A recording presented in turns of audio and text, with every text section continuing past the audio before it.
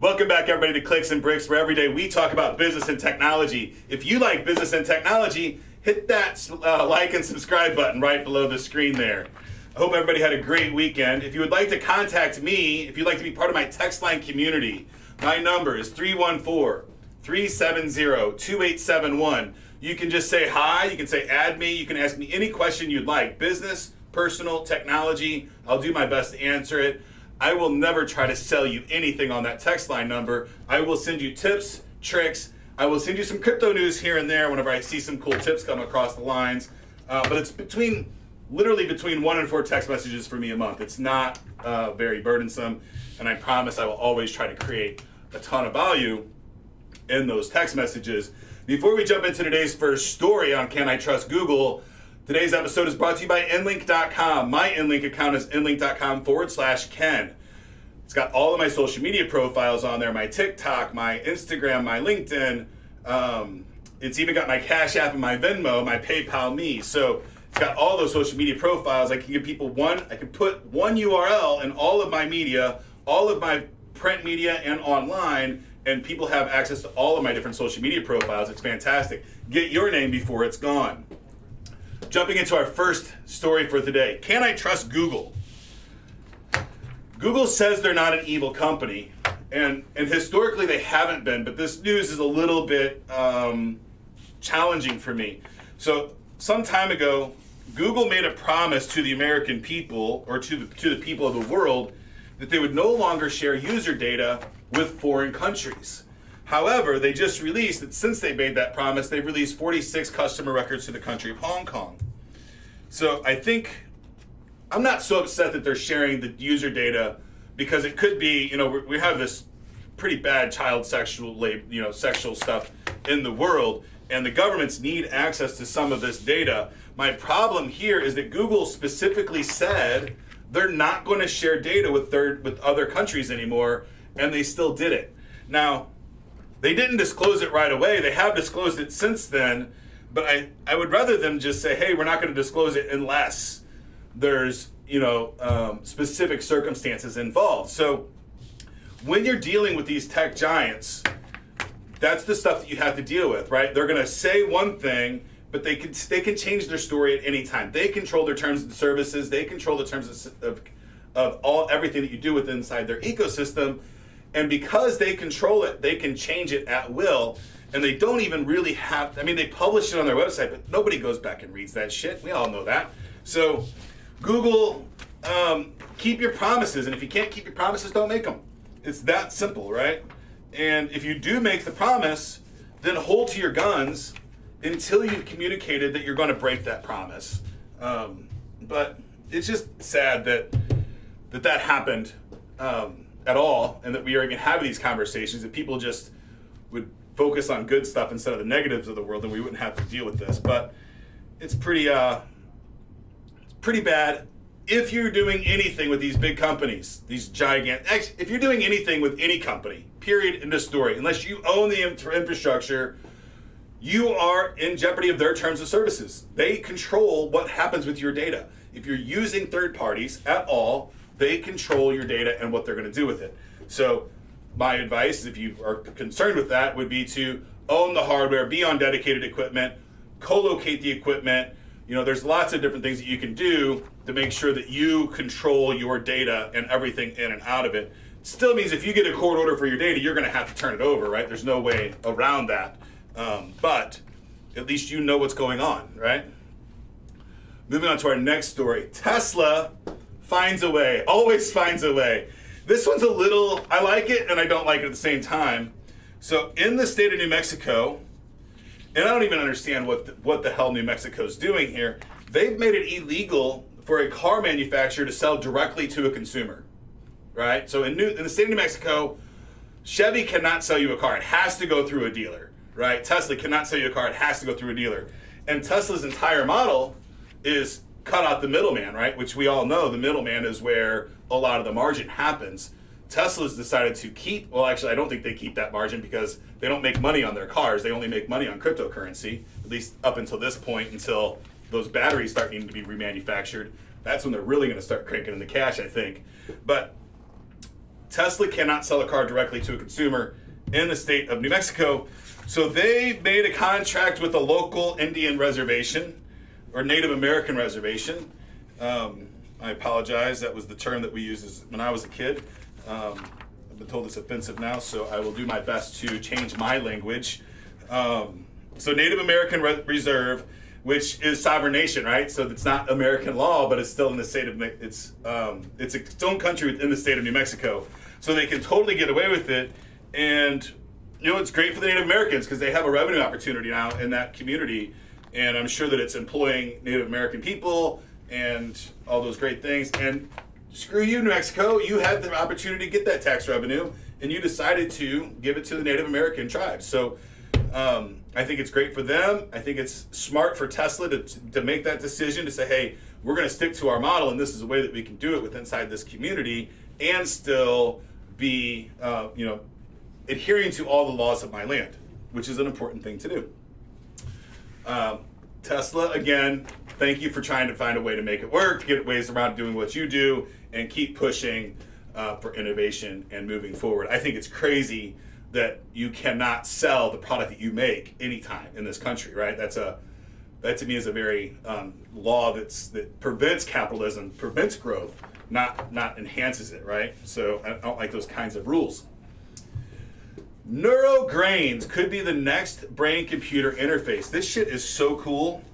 I mean, I'm not, by far, I'm not a brain scientist by any stretch of any imagination in the world. However, I do have a nonverbal autistic son, and I did study some psychology and stuff in college. But so I am somewhat familiar with neurons and the neuropaths and the overactive brain and stuff like that because I read on it a lot because of my son. So this is really cool, and it gives me huge hopes for autism in the future. They're first, targeting stuff like Parkinson's and mapping the brain and stuff. But basically what they've done is they've got these little bitty microchips that are the size of like a grain of salt. And they can literally pour them inside the brain and then start tracking what's going on inside the brain from within. And those little pieces of salt can get down little cracks and crevices and kind of detect what's going on inside the brain.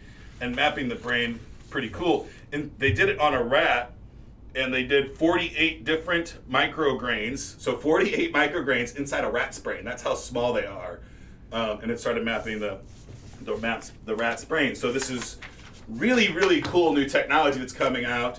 And then think about later on, if we can detect these things in real time, if we've got a whole layer of these nanograins, brain grains inside our head, and we can map it, then we could potentially push signals back to it that would create happiness or joy or things of different kinds of emotions, right? So really, really cool stuff on hacking the brain. And I mean, this isn't DNA stuff, it's just brain stuff, but not just brain stuff, it's cool brain stuff. But really cool. I think we're gonna see some huge innovations over the next 20 years in the brain science world and manipulating things and getting rid of disease of the brain, or at least reprogramming it to shut off neural pathways and create new neural pathways that we can help people that maybe are nonverbal or have Parkinson's. We can shut that jitter off, things like that. So super happy about the technology that's coming out with the brain stuff, especially because I have a neuro not normal son.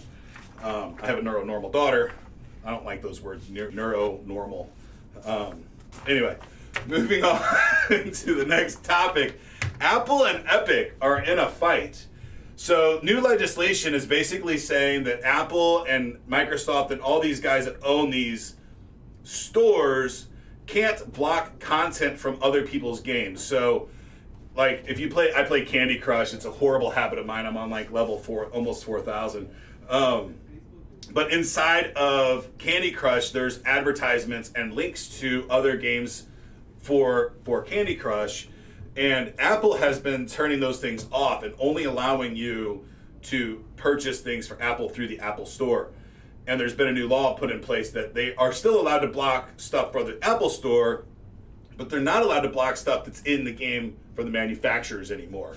So Epic is, saying, hey, play this game on Xbox or play this game on Android or play this game somewhere else instead of the Apple Store, and Apple's really pissed about it. But I don't think there's anything that they can do other than just say, hey, you can't play Epic games on an Apple device, which means they lose Fortnite, which, I mean, that's pretty huge, right? I mean, huge, but Fortnite is probably one of the more popular metaverses in the world right now, and Apple's only half of the marketplace. So I actually love the fact that people and vendors are starting to get sick of Apple's bulliness and not and closedness, right?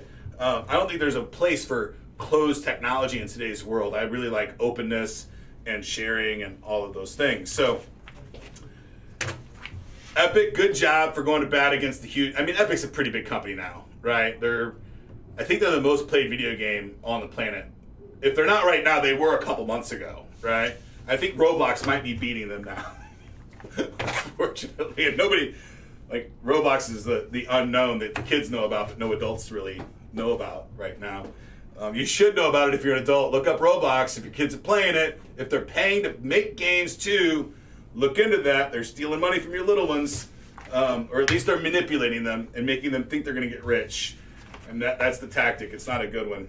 Way off topic. I do like the Roblox topic though, because I think that they're an evil company. So I don't play them. This is the problem that I've had for a long time, and I don't necessarily like this, but I actually do like it, but I don't like the mode. LinkedIn is rolling out dark mode globally. So if Facebook did this a while ago, you have a light mode and a dark mode, which starts going back to pre-Facebook. We had MySpace, and you could really customize your look and feel. GeoCities, you could do really customize your look and feel. And Facebook kind of just said, screw that customization. This is the platform that you're going to use, and it's going to be the same for everybody. But then they roll out this light mode, dark mode, understanding that people see differently or have different needs for their vision and things like that. So light mode, dark mode has become a popular feature in a lot of applications, and LinkedIn is jumping on board there. I personally use light mode for everything. Or not everything, but 90% of my apps are in light mode. I like really bright, I like crisp lines, and the dark mode. I mean, I have some things. My Linux putty is always in dark mode because I don't like that in the reverse, right? I like the putty window to be dark and the white words to be white. Probably just because that's how I grew up with Linux or DOS even, right? Before.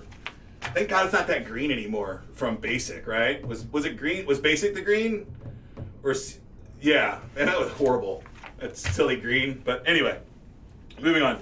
Good job, LinkedIn, for stepping up to the social media giants that are having two different versions of your skin for your customers. And like, if you're not a web developer, the amount of pain in the ass that it is to have two different versions of the same application is insane. Is really challenging. It's not a simple switch. I mean, you're going to see it as a simple switch inside the interface, but it's really not. So the tip for today is to stay present. Stay in the moment.